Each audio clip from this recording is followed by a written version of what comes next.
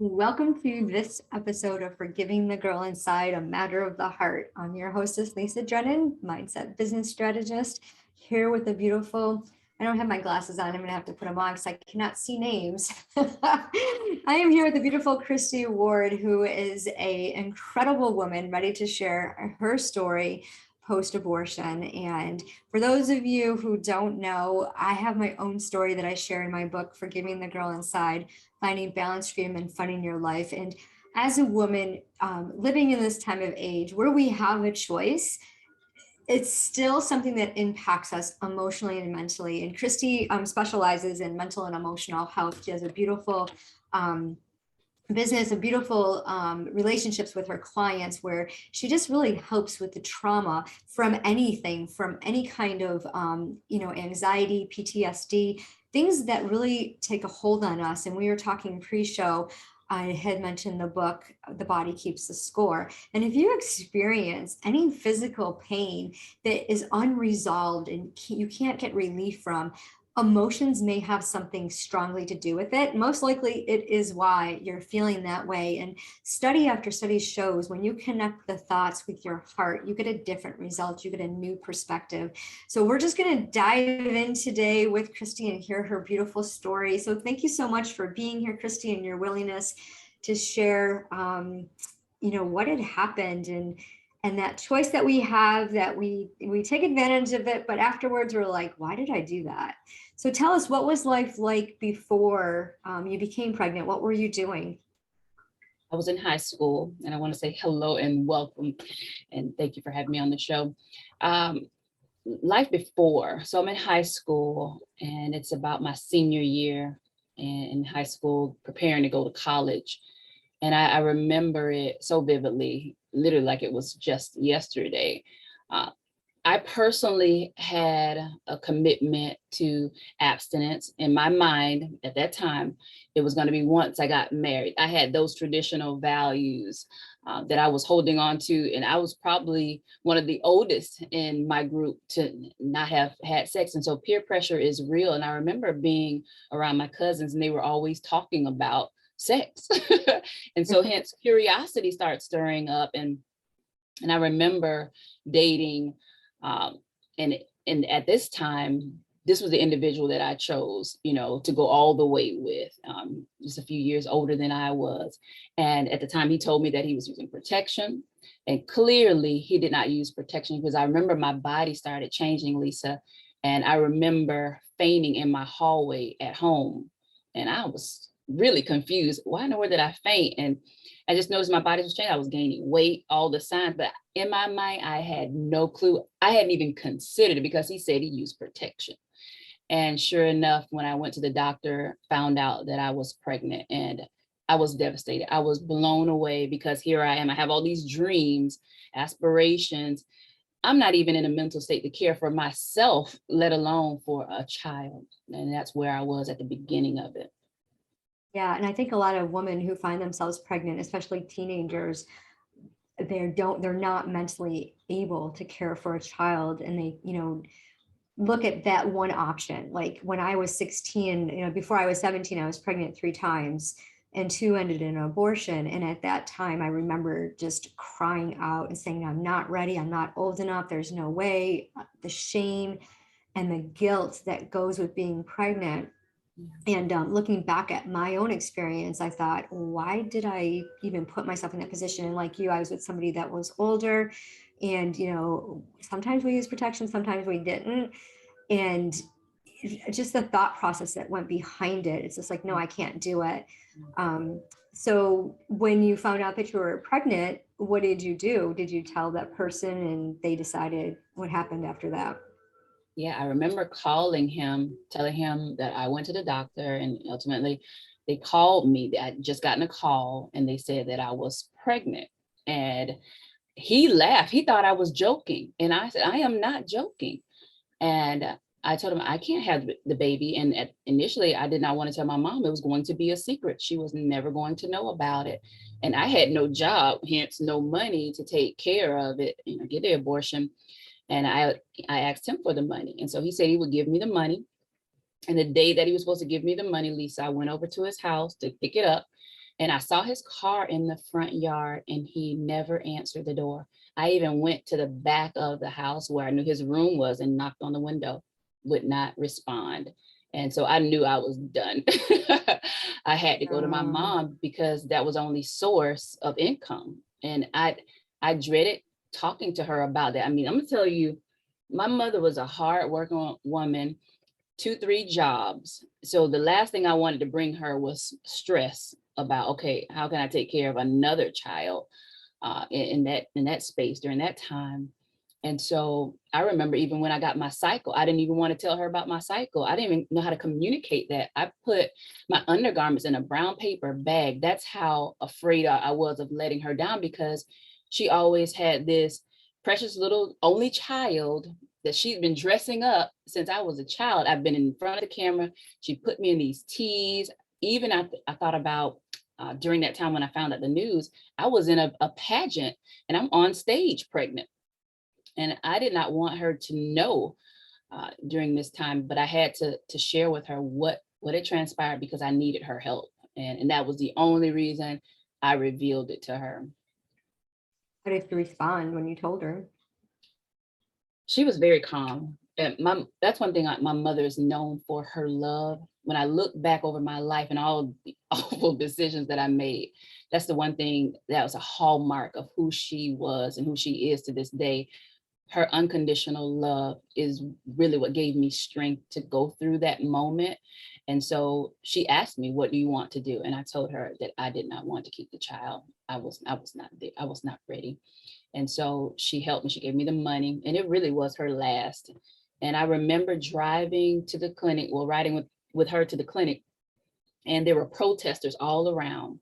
And they were, protesting this doctor, and they were saying that this doctor had been in other states sued for malpractice. And so I didn't even know what the truth was, but they were protesting against, his practice. And I went in just shaking. And I remember lying on the bed, Lisa, and I cried the whole time. My mom was there with me, held my hand, but I cried nonstop. And even after that, I cried. I knew it was more weighty than I could articulate and explain at the moment. I knew it was a major decision, especially I remember the protesters, when I stopped, my mom stopped the car, and they gave me a pamphlet, and there was this little bitty baby showing that the baby was, a certain number of weeks, a fetus, and that it was a real baby. If you go inside there, you're killing a real baby. And that piece stood with me for 20 years. And I remember, as I fast forward a little bit, through my young adult years, that decision, that baby would travel with me. Whenever I would move, I would put it in, my garment drawer. And it was always this reminder of the decision that I had made that was so shameful that I couldn't even talk about. Yeah, and realizing that it's a baby. Like when I had my abortions, it was a blob, it was a tissue, there was no heartbeat. I was really early, I was 6 weeks, and the protesters were out. And I remember, and I was so drugged up on Valium, I had no clue. I was just like, what, and my boyfriend was with me at the time and pulled me like away from these people. So I just remember like, the blurred vision and the shouts, and if they gave me anything, he took it from me. So I wasn't aware. And when I was in 2016, I went to the human, I think it was called the Human Design traveling museum, not a museum, I can't think of what it's called right now. They had a human stages of life. Okay. Different models that they were portraying in this museum, like in this, wasn't an art show, but it was like, I guess it's like a museum. I can't think of what it's called. But anyways, you can go through this exhibit and see the different stages of life. And they had the babies at the different stages from, conception until birth. And then they had like the human bodies, like in different positions, and all the veins and the musculars, and just like the incredible intricacies of how humans are designed, from the inside out. And it was just a beautiful depiction. And when I saw the baby, I was just like, that's not a blob. it really had an impact on me I had my abortions in 1985, and here it is 2016, and I'm standing at this exhibit, just tears streaming down my eyes, thinking, oh my God, what did I do? Mm. And it was just so devastating. And that trigger lasted for weeks. And I became so angry and so irritable after I saw that. And, realizing that, okay, I need to process this. And I had been in therapy for years because of anger, not knowing that it stemmed all the way back from, this event. So to have that. So you went through with it. It's awesome that your mom supported you. What was it like afterwards? Like, you woke up, you had this pamphlet, you said you put it in your drawer, didn't look at it again. I'm assuming you never had any contact with this guy. They kind of just go out the door, right? Yeah, definitely cut that off. And when you said anger, I noticed anger. I was so angry because it's that pain, and it starts changing. If you don't deal with that unprocessed pain, unhealed pain, it does turn into anger. And even research shows that women who have had abortions, they typically have suicidal ideations. I definitely had the suicidal ideations. I went into depression, battled depression for probably 2 decades, up and down. And my emotion, I had no idea that you're saying would it stem from that one decision, until I was ready to look at it face to face. I kept hiding. Research also shows that women who've had abortions, they tend to abuse substances. So substance abuse came into play. I started drinking. I was trying to drown out the pain. So it was just getting too loud, and I just would drink. I came to Florida State University. I ended up, going to college. That was the plan. But because I made this decision, and it's secret pain, and I'm trying to numb it out, it showed up in promiscuity, which is another stat that for women who've had abortion. So they tend to be more promiscuous. So I went from being completely abstinent. Now it's okay, well, let's just have sex. And so I think that I went through a 5-year phase with that, Lisa, when I was just tired and I just was exhausted emotionally, because clearly that pain wasn't going anywhere. And especially when I got to the place where I just wanted to leave Earth. And I remember asking God, just take me, I'm ready. I just was just tired of running from myself, running from life, running from purpose, running from fear, running from shame.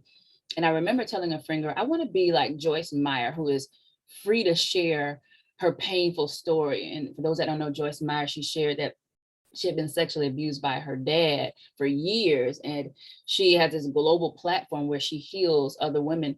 But I knew that I couldn't make impact in the lives of women if I was a prisoner to my own pain. And that's when I was really ready to start looking at it. And I started sharing with my friend girl, a safe space. And then ultimately got to the courage to share it in a church, and then share it in a magazine, and hence sharing on your podcast, where I'm no longer enslaved by yesterday. Yeah. And sharing it made such a huge difference. I know the first chapter in my book is I swore I would never tell. My mom didn't know, no one knew. And when I finally got rid of the guy, he's like threatened me, I'm going to tell your whole family. And I was just like, whatever. Well, apparently he did, but my mom never said anything. In 2016, I started sharing my story with my family. And I'd met my husband. We've been together for 32 years now. But I told him for the first time in 2016, I had gone through a crisis where I was just so at the end of my rope. Like you said, you get so angry and frustrated, and you go into this depression. I was overeating, over drinking, overspending. I was addicted to the 3 major things in the health, wealth, and relationships. And I was constantly starting fights and arguments, especially with him. And when I told him, he's like, well, I knew. I'm like, what do you mean you knew? He's like, your mom told me when we got into that huge fight. I'm like, how does my mom know? Like, you guys. And like, well, why didn't you ever tell me that you knew? He goes, well, I figured if you wanted me to know, you would share it with me. That wasn't her story to tell. It was your story. And so that respect was really, it was very encouraging, and he's been a great support. And as I get on here and share my story, he's like, are you sure you're comfortable with this? And I'm like, yeah, I want to help women. And I said no to God for so long to help women post-abortion that it's like when I finally said yes, it's even still scary because there's still that judgment from what I believed in growing up. Like our worldviews are so imprinted, and I believe, from generation to generation, like you grew up this way and you need to do A, B, and C. And then when you don't do A, B, and C, and you're like, I'm going to be the black sheep. Yep. Let me go over here and do what I want to do and forget all of you. I'm not going to do what you're all doing. And I think of that dysfunction in my family, and how rebellious I was, and all of these things. And it's like, have that compassion, and just the way God has that compassion and mercy on us. And it's so humbling to know, like, for years and years I thought I was the only one. And I do have friends who are pro-choice, and I'm a liaison for this organization called Compass Care. My husband and I do it together, but it's an organization in upstate New York that women who are facing unplanned pregnancies, they have the option to go to Compass Care, get an ultrasound, get STD testing, they hear the gospel, and then they get to choose. If they choose to keep their baby, whether to raise it or to give it up for adoption, there's like a mother support system, and it's a beautiful, beautiful organization. But they found the founder of the Compass Care, I was told his mom was going to abort him and decided not to. And so, he had it on his heart to create this organization.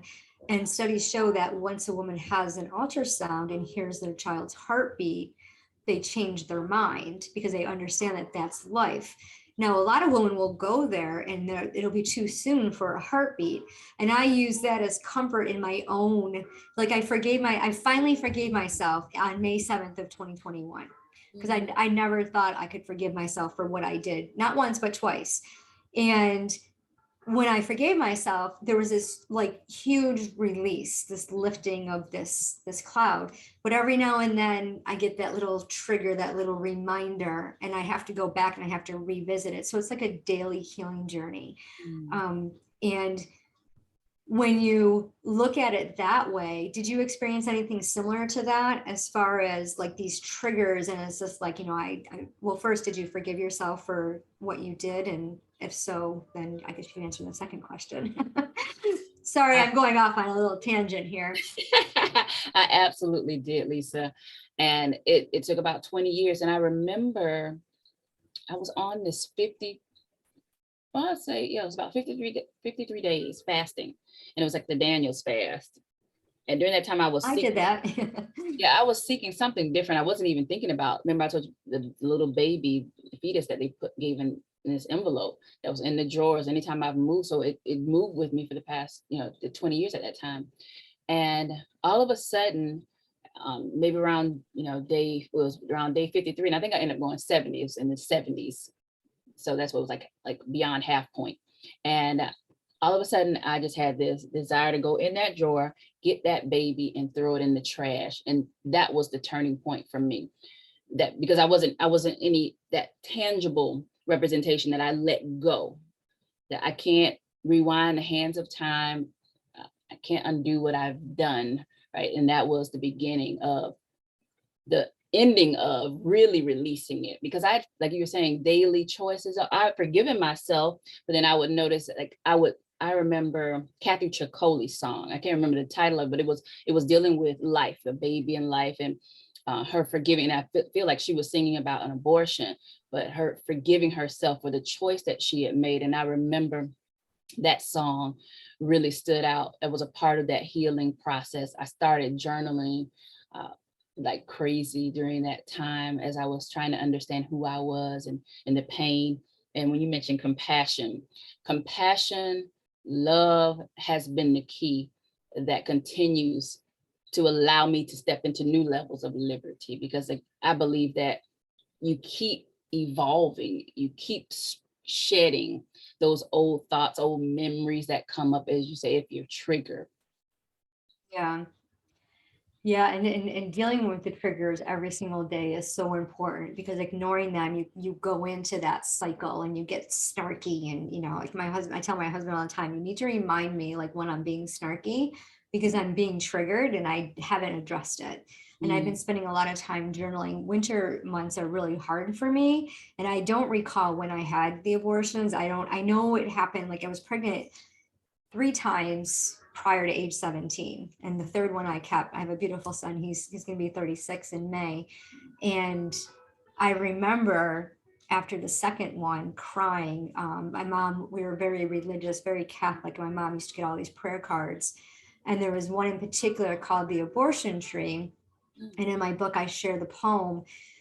And I saw that and I thought, well, that's weird that it's like right on top. It was this ugly orange color, back in the 80s, that weird orange that we had. And I'm like, what is this? And I grabbed it. I went into my room and I could still picture my younger self curled up in the fetal position, just saying this prayer, reading this poem over and over again, crying my heart out. And one of my older brothers had walked in and saw what I was doing and just grabbed it. And he's like, you did this. And I'm like, shut up, get out of here. I'm just praying for the women that have done this, right? Not going to admit to him anything. And I remember saying to God, if I ever get pregnant again, I'm going to keep the baby. I'm going to be responsible. And lo and behold, I broke up with the guy and then got back together with him and got pregnant. And I was just like, okay. And I remember telling my mom, and she was angry, but she wasn't like, she was supportive. But she told you need to call your father. My parents were divorced. Wasn't close to my father at all. And, here I am, 17 years old. I called up my dad. I'm like, Dad, I'm pregnant. You're going to be a grandfather. And he was happy because I was emancipated and he didn't have to pay child support. It's like, whatever. So, but they were supportive. They were controlling. My dad didn't really have much to do because I didn't live with him, but my mom was very controlling and took over and didn't respect me as a mom. So that was another battle. That's another story in itself. But still, she thought that was the first time I had gotten pregnant, and she wanted me to, put the person in jail for statutory rape. And like a 17-year-old hearing this stuff, I'm like, what? Like, that's not even right thinking. Like, no. And so I think about all the things that, get triggered and remind me of, like, if I can turn back time, that song from Cher, if I can just turn back time, what would I do differently? And it's like, I definitely would have not, like you, I made that vow. Like all of my friends at 15, 16 years old, were starting to, have sex in these relations. And they're like, no, Lisa, you stay a virgin, protect yourself. And I'm like, I'm going to stay a virgin. I'm not going to do anything until I get married. And yeah, that didn't last very long. And I think, well, would I go back and do that? Like, and I don't know what I would do again. I can't change, like you had said, you can't go back and change the circumstances. But what I have learned and what I've created in my signature program is the fact that you can get a new perspective, a different perspective, and that every single thing that happens, there's something good that comes out of it. And I write down often, what is the good that came out of my experience? And we all make choices that we're not proud of in all aspects of our life. If you list the ways that we can hurt somebody, and when we hurt ourselves, I think it's the most difficult to deal with, because so many of us, especially women, especially moms who are caring for young children, they don't put themselves first. Me time is selfish. A lot of, women think me time is selfish. I need to cater. I need to people please. I need to do this. And it's stop, because if you don't take care of you, you can't pour into others. So what were some of the things that you did? Like when you get your triggers, what are some of the things that you do to take care of yourself? Yeah, I often say that we live by design and not default. One of the major changes, Lisa, that I made was getting off the default setting, going back to, I'm not going to live like the angry Black woman. And I'm known for my happiness, now my energy. And so the things that give me that internal joy is usually nature. Just this weekend, I treated myself, went to Bach Tower Gardens in Lake Wells, Florida. And it's just this beautiful botanical sanctuary, if you will. So weekends are for wellness. I'm doing something every single day to pour into myself, from visual cues. I have a candle here that says breathe on my keychain, breathe. Essential oils every single day when I'm, before I do coaching sessions. I'm breathing in essential oils. Waterfall is in the background. I walk my dogs multiple times throughout the day. So I'm always pouring back into myself after I've poured into others.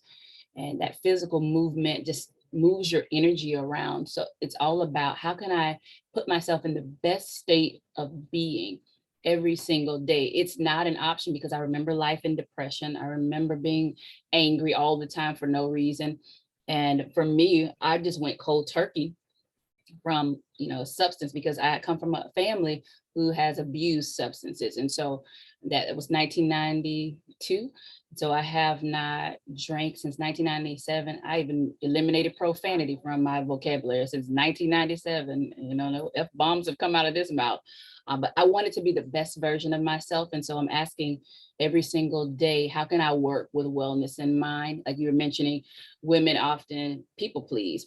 I have learned the art of being highly selective. I can't tell you how many times I get offered opportunities, but I know I like to stay in balance internally. I like my joy, I like my peace. I used to be the one that was always saying yes. And Warren Buffett, his quote, he said, say no to 99 things and yes to one. And being able to say no allowed me to enjoy my own energy. I don't know if you've ever been there, but if you're giving your energy away and you don't have anything to give to yourself and you have nothing but crumbs, that doesn't feel good. That felt like I was dishonoring myself. And so having an abortion, that was not honoring my body and my opinion. That's my belief. And so now I live a life where how can I honor my body? How can I honor my decision? Even in honoring those that I serve, because I would tell myself, you deserve the same lavish love that you give to others. And that was a game changer for me.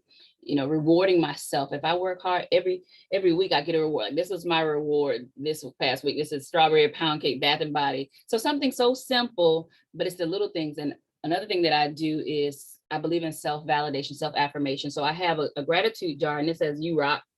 But I'll pull out the gratitude jar, a card that resonates, and then I'll write a note to myself. So I don't look for somebody to breathe life into me, breathe inspiration into me. I give it to me. I give myself what I need in those moments. And I do have a beautiful support system, but my emotional state is not their responsibility. Amen. I love that. That's exactly what I do. I mean, self-love and self-fulfillment and getting that affirmation. I have a love jar note. So I pull love notes out to myself and read those every single day. And, I too use Young Living essential oils, and I have my diffuser with the music going on. And every morning I sit and I journal and I just think, and I spend time visualizing. Like, my favorite spot is the beach. Hoping to move to Florida someday, or someplace on a lake, but just to wake up and hear that water. So you had mentioned a waterfall. The soothing of the water is so comforting to me. And on my phone, every time I go to the beach, I record the ocean and I can listen to that at my whim. So I can just be in that moment and taking those things and treating yourself. It's so important because you can never get love from external validation. It always comes from within. And I love your quote from Warren. It's trusting your intuition and knowing, let your yes be yes and your no be no, and knowing your limitations and establishing those healthy boundaries and speaking your voice is so important. So thank you so much for sharing. We have a lot of similarities. So tell us a little bit about your business. You're a coach. Yes, I do mental and emotional wellness coaching. Present on stages, keynote speaker for leaders, women in leadership, typically corporations bring me in. And so whether it's speaking, writing, or coaching, I'm in that space 5 days a week, and then the weekends when I go speak. That's beautiful. And what's the best way for the audience to get to connect with you? Yes, they can visit me online, queenfidence.com. I'll have to say that's Queen with the crown. So QUEENFIDENCE.com. That's the reasons for the crowns in the background. Yes, reminding women of their power to rise, to rule, and to reign over anything. Oh, I love that. That is beautiful. Well, thank you so much for being here and sharing your story. And for our audience, if you'd like to connect with Kristie, please visit her at her website. She has a beautiful modality and a skill set that is beyond, and you can catch her speaking. I'm sure when you go visit her website, she'll have all the links that you need. And remember, everything that we do, it's about mindset. It's the crux of all that we do. It's a matter of the heart.